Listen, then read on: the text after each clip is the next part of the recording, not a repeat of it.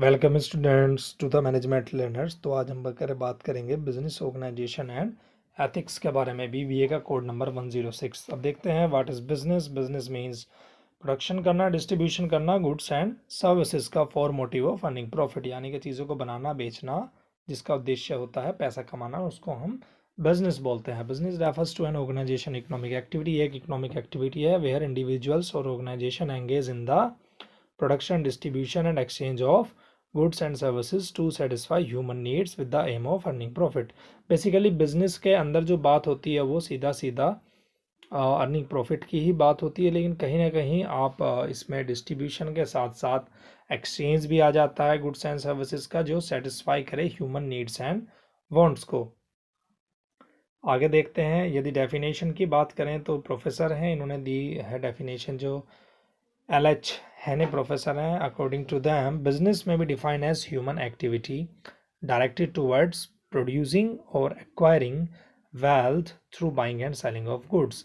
यहाँ ये बात करते हैं वेल्थ को आप किस तरीके से एक्वायर कर सकते हैं अपने चीज़ों को बेच के, ठीक है, और चीज़ों को खरीद के आपको क्या जनरेट करनी है, आपको वेल्थ जनरेट करनी है।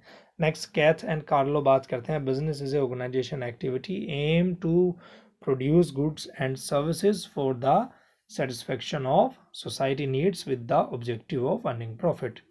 यहाँ पे जो बात की गई है इसके अंदर आप प्रोड्यूस करेंगे गुड्स एंड सर्विसेज को किसके लिए, सोसाइटी के सेटिस्फेक्शन के लिए, जिसका ऑब्जेक्टिव होता है लास्ट में आपको प्रॉफिट अर्निंग।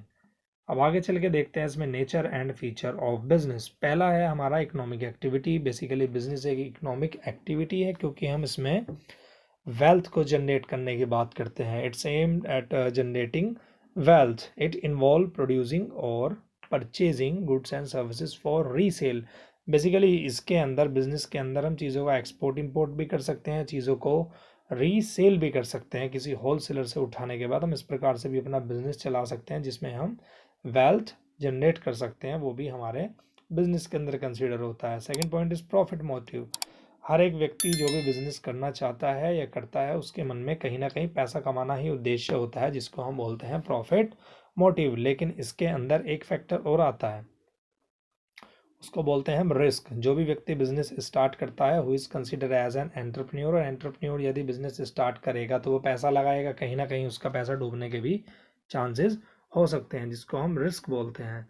नेक्स्ट पॉइंट इसी के ऊपर है, रिस्क एंड अनसर्टेनिटीज। यदि हम बात करें तो every business involve some level of risk due to uncertain condition और फैक्टर्स। देखो कहीं ना कहीं बहुत प्रकार के कुछ खराब कंडीशन हो जाती हैं और कुछ फैक्टर्स हो जाते हैं जो कि अचानक से चीज़ें आ जाती हैं, गवर्नमेंट रूल्स बदल जाते हैं। जैसे कि एकदम अचानक से नोटबंदी हो गया था, बहुत सारे बिजनेस पे इस चीज़ का इफेक्ट पड़ा। फिर GST लगा दिया गया, उससे हमारी GDP भी डाउन चली गई, उससे भी बिजनेस पे इफेक्ट पड़ता है। तो ये सब होते हैं रिस्क एंड अनसर्टेनिटीज में कंसिडर होते हैं। जैसे कि मार्केट में एकदम से चेंज आ जाते हैं, कंपटीशन होता है और इकोनॉमी में फ्लक्चुएशंस होते हैं। Next point is continuous process. Business is a continuous process. It's an ongoing process that require constant planning, decision making and execution. अगर आपको लगातार बिजनेस को बनाए रखना है तो उसमें आपको प्लानिंग करनी पड़ेगी और डिसीजन लेने पड़ेंगे, लेकिन उसके साथ चीज़ों को एग्जीक्यूट भी करना पड़ेगा। Next is customer satisfaction. Businesses exist to meet the needs and demand of customer. हर एक बिजनेस टिका हुआ है कस्टमर की नीड्स एंड वांट्स को सेटिस्फाई करने पे, उसको अंडरस्टैंड करने पे कि आज की डेट में कस्टमर को चाहिए क्या हर एक कंपनी से, उसी चीज़ पे सब फोकस बनाए रखते हैं। तो अपने सर्वाइवल के लिए कस्टमर की नीड्स एंड वांट को सेटिस्फाई करना is very essential. Next is social obligations.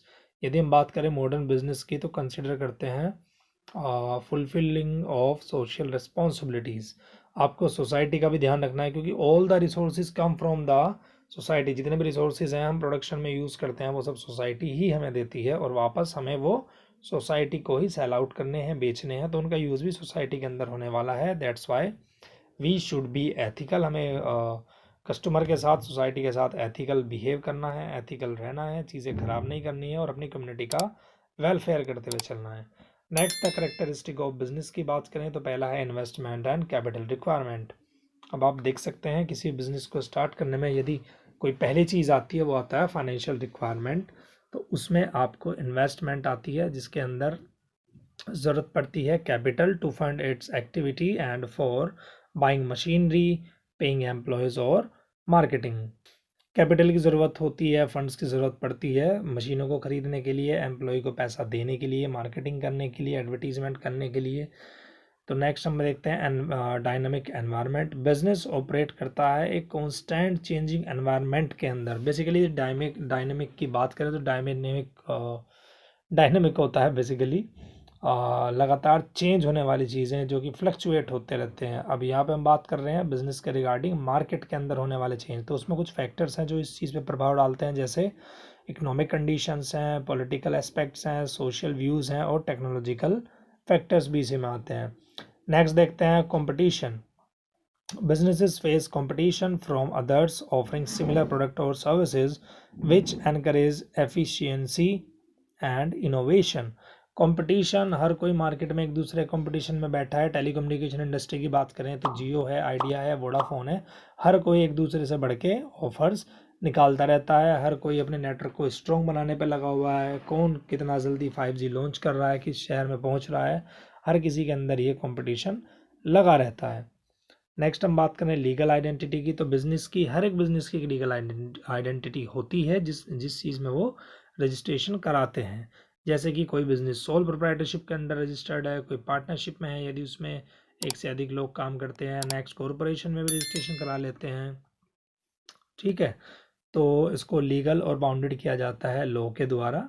That's why it is considered as legal identity. Next is globalisation. Globalisation के अंदर हमें कंधे से कंधे मिला के चलना होता है अपनी इकोनॉमी को लेके दुनिया की इकोनॉमी के साथ। देखिए इसमें integration of our economy with the world's economy. अब कुछ की फंक्शंस हैं बिजनेस के जो ज़रूरी हैं बिजनेस के लिए, जैसे प्रोडक्शन है, मार्केटिंग है, फाइनेंस है, ह्यूमन रिसोर्स है एंड इनोवेशन है। प्रोडक्शन की बात करें तो क्रिएटिंग गुड्स और ऑफरिंग सर्विस। प्रोडक्शन में आप क्रिएट करते हैं, मैन्युफैक्चर करते हैं गुड्स का, और सर्विस को हम ऑफर करते हैं। मार्केटिंग के अंदर आप प्रमोशन करते हैं, अपनी चीज़ों का एडवर्टीजमेंट करते हैं ताकि वो अच्छे तरीके से सेल हो सकें, कस्टमर अट्रैक्ट हो सके आपके प्रोडक्ट के side. Next is finance. Finance में आप मैनेज करते हैं अपनी मनी को, इन्वेस्टमेंट करते हैं और रिसोर्सेज को भी मैनेज करते हैं। आपको कैपिटल रिक्वायरमेंट कहाँ से है, आपको लोन कहाँ से लेना है, क्रेडिटर्स क्या हैं, डेटर्स क्या हैं, ये सब आपका फाइनेंस के अंदर आ जाता है। Next is human resource. Human resource is very important resource for every organisation and you have to manage it properly because in human resource we have to manage employees and organization culture। हमें culture बना के रखना होता है।